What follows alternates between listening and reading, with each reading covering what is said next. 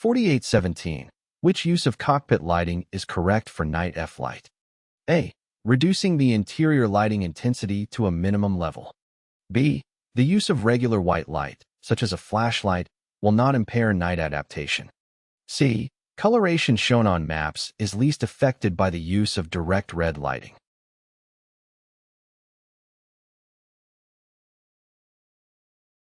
The correct answer is A. Reducing the interior lighting intensity to a minimum level is the correct use of cockpit lighting for night flight. This is because bright light can impair night adaptation, which is the process of the eyes adjusting to darkness. When night adaptation is impaired, it can be difficult to see in the dark. 4818. Which technique should a pilot use to scan for traffic to the right and left during straight and level flight? A. Systematically focus on different segments of the sky for short intervals. B. Concentrate on relative movement detected in the peripheral vision area. C. Continuous sweeping of the windshield from right to left.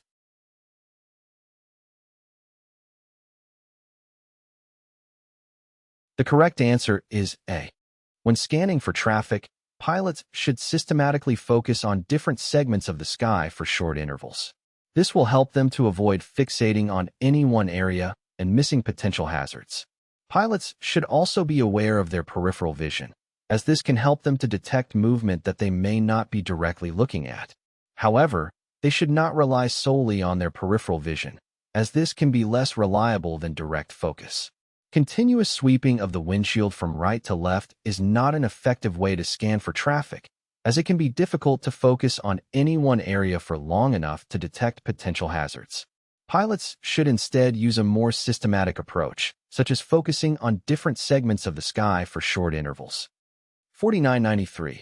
Having appropriate instrument lighting will A. Enable better recognition of outside references. B. Make a proper instrument SCAR difficult.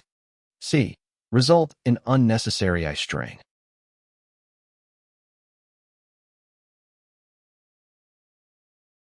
The correct answer is A. Having appropriate instrument lighting will enable better recognition of outside references. This is because the light from the instruments will not be as bright as the light from outside, and this will make it easier for the pilot to see outside references. If the instrument lighting is too bright, it can make it difficult for the pilot to see outside references. This is because the light from the instruments will be brighter than the light from outside, and this will make it difficult for the pilot's eyes to adjust to the different levels of light. Additionally, if the instrument lighting is too bright, it can cause eye strain. This is because the pilot's eyes will have to work harder to adjust to the different levels of light, and this can cause fatigue and discomfort. Therefore, it is important to have appropriate instrument lighting in order to enable better recognition of outside references and to avoid eye strain.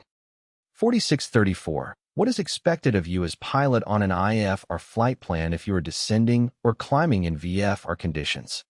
A. If on an airway, climb or descend to the right of the center line. B.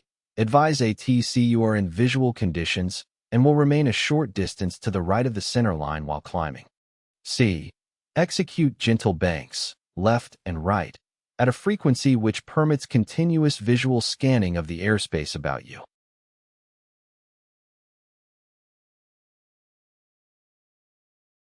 The correct answer is C.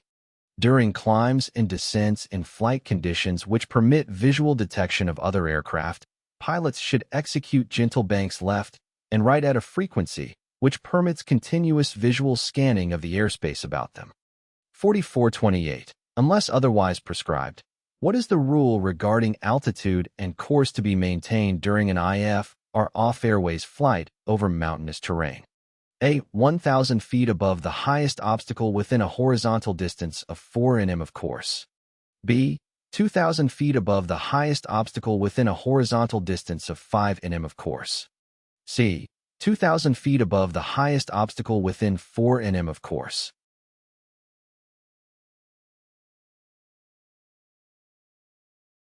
The correct answer is C. According to the Instrument Rating Written Test Book, 1993, the rule regarding altitude and course to be maintained during an IF or off-airways flight over mountainous terrain is, unless otherwise prescribed, The minimum altitude for IF, or flight over mountainous terrain, is 2,000 feet above the highest obstacle within 4 nm of course. This means that when flying IF or off-airways over mountainous terrain, you must maintain an altitude of at least 2,000 feet above the highest obstacle within 4 nm of your course. This is to ensure that you have sufficient clearance from the terrain and that you are able to maintain your course in the event of an emergency. It is important to note that this is just a general guideline. The specific requirements may vary depending on the circumstances. It is always best to consult with ATC and follow their instructions.